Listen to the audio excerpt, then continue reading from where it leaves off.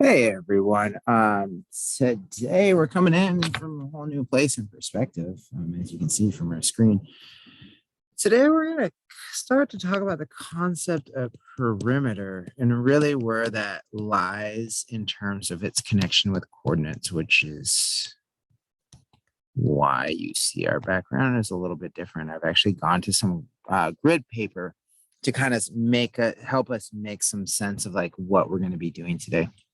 And the concept really comes down to putting together some of the things we've talked about in the past couple of videos around distances between points and how that actually relates then to the concept of perimeter, which is a measurement, if you will. So perimeter really is the idea of a measurement.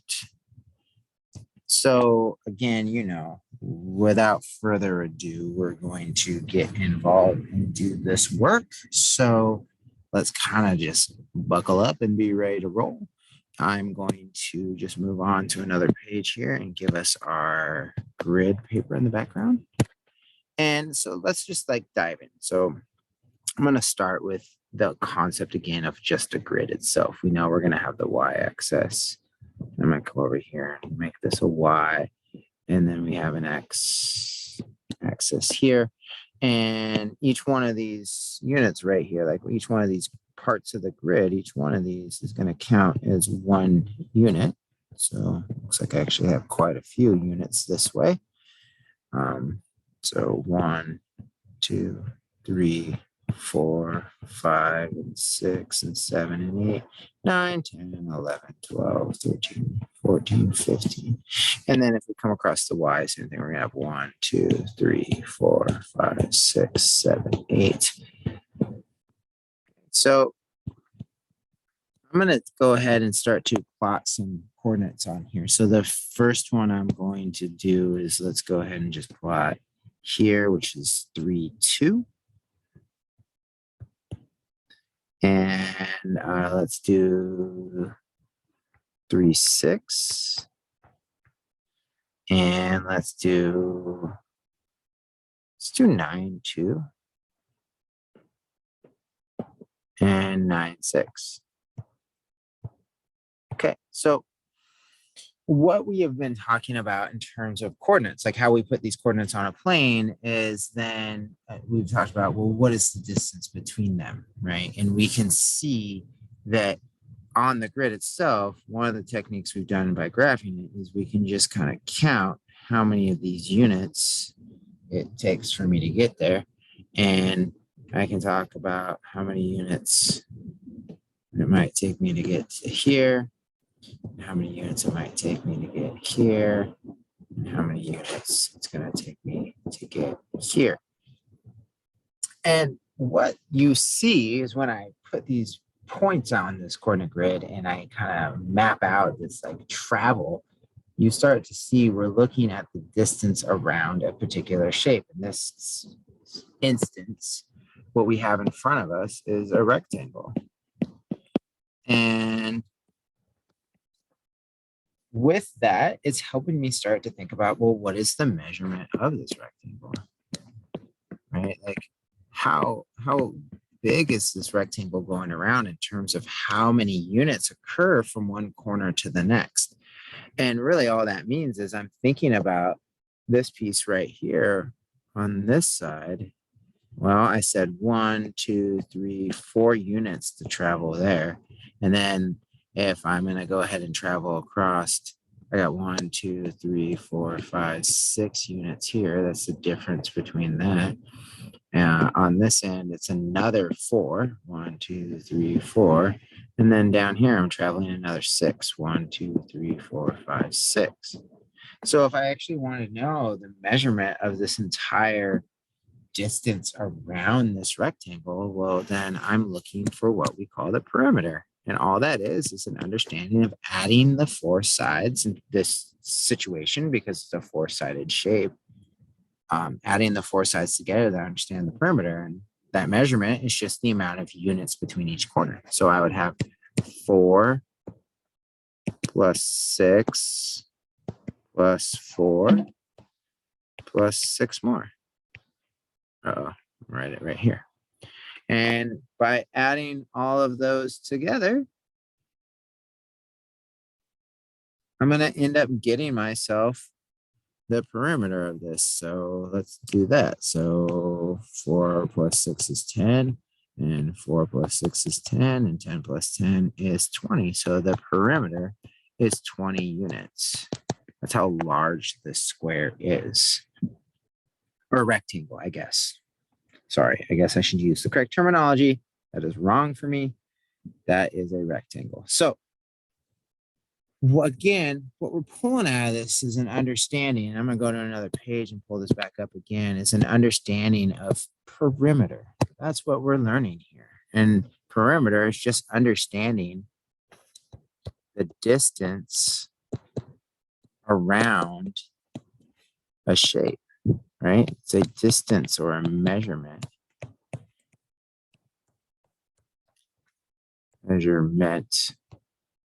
Oh boy, around a shape. So we could really start to put this together again. Like, let's just build another one. And let's say here I got these points here. Oh boy, that was rough. All right, put these points together here, and you can see again I have another rectangle. But this time I have like a really thin, long rectangle.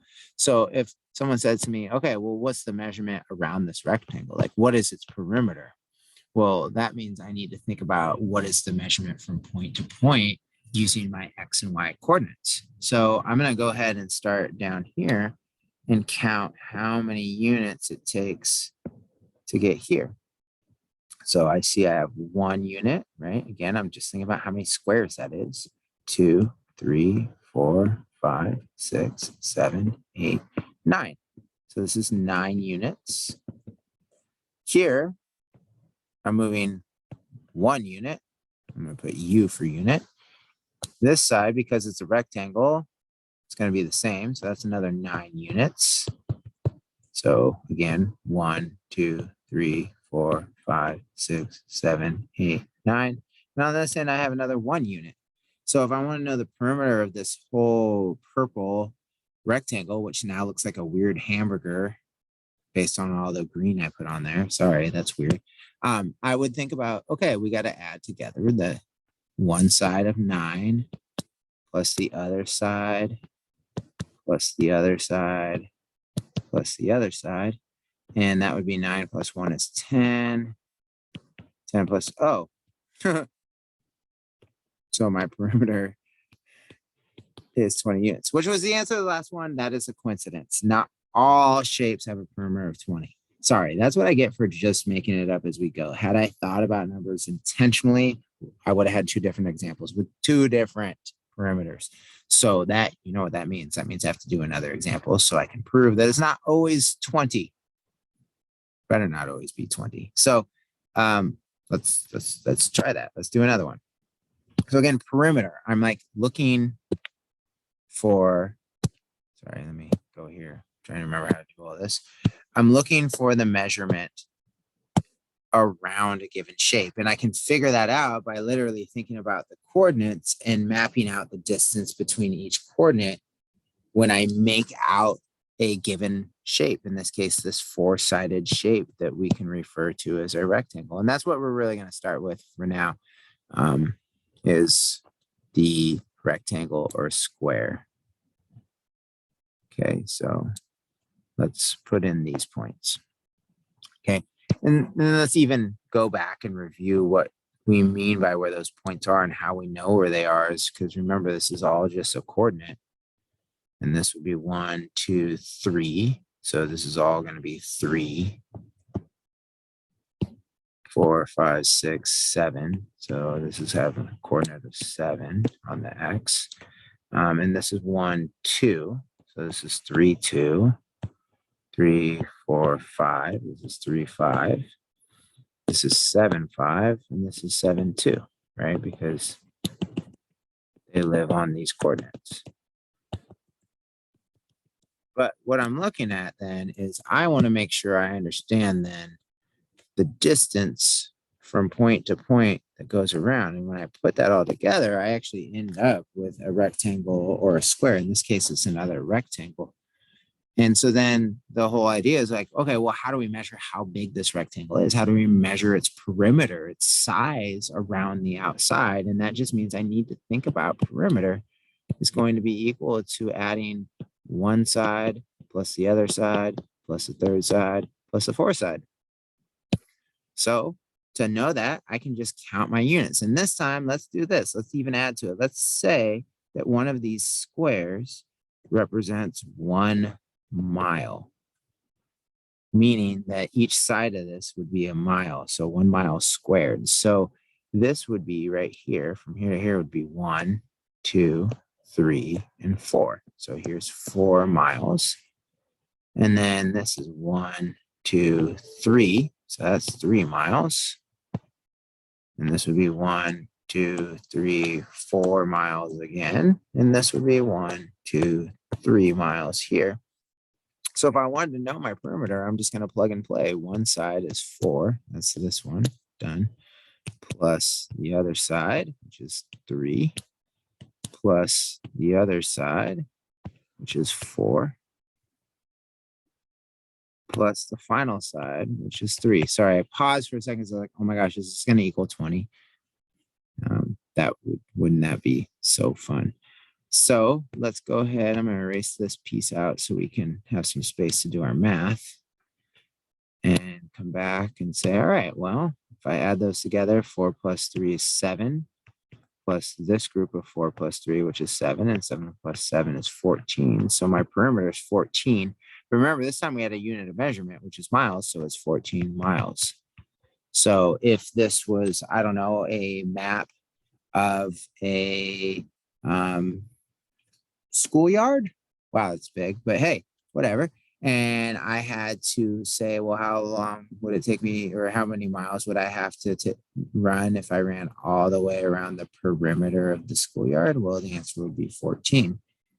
And then as we get even deeper into that, right, we could say, oh, well, what would be 1/3 of this? So again, thinking about how we could cut this into 3 and shade in, and that goes back to that idea of multiplication and division of fractions and how this all comes down to understanding inside and outside of shapes. Like it all starts to become interconnected, which I can't resist talking about. So sorry, I shouldn't have gone there, but I went there anyway. Because all these things start to come together, right? It's like that's why we do it all, is because they all come together and make sense. Coordinates look like an array. Arrays have an outside. That outside is the perimeter, right? The inside is the area. And we've already talked about area, which we'll even talk about more later. But today we're talking about perimeter. So maybe I should stick on the subject. Stay on the subject, sir. Okay, I will. So let's do one more with perimeter. So again, remember, perimeter is this measurement that we have around the outside of a given shape, and the shape we can find by putting it on a coordinate grid.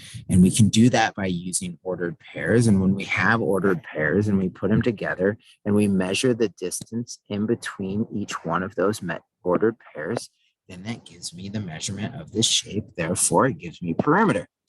Wow. I hope you rewind that and play that like 6 times in a row so it all makes sense. So that was awesome. Yeah, I'm going to take credit for all that. So let's do it. So here we go. So here's one coordinate point here, and the distance to this one, we're going to go here. Remember, I'm following this X and Y, so I'm keeping these straight lines between each one. Okay, I said straight lines, and then that last one was like so crooked. Here we go.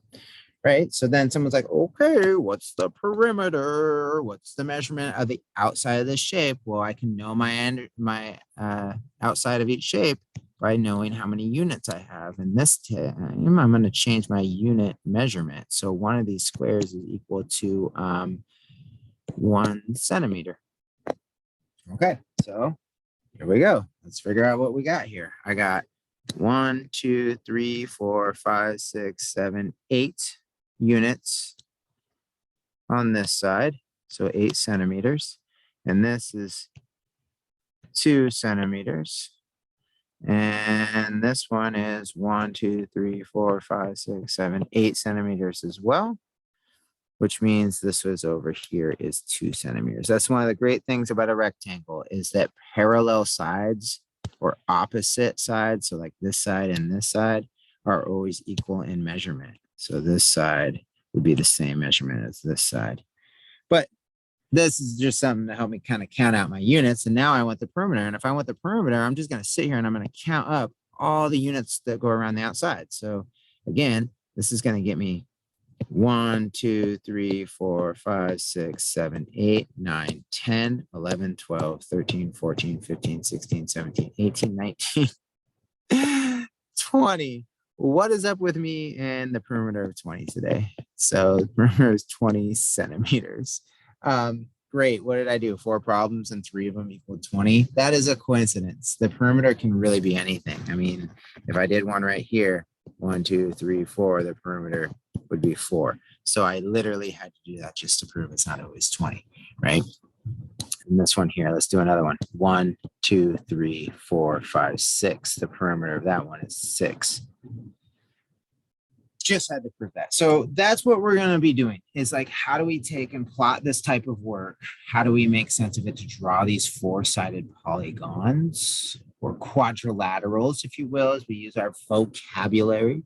And then how do we measure the distance around them, which we refer to as the perimeter, and finding the perimeter of these rectangles or squares.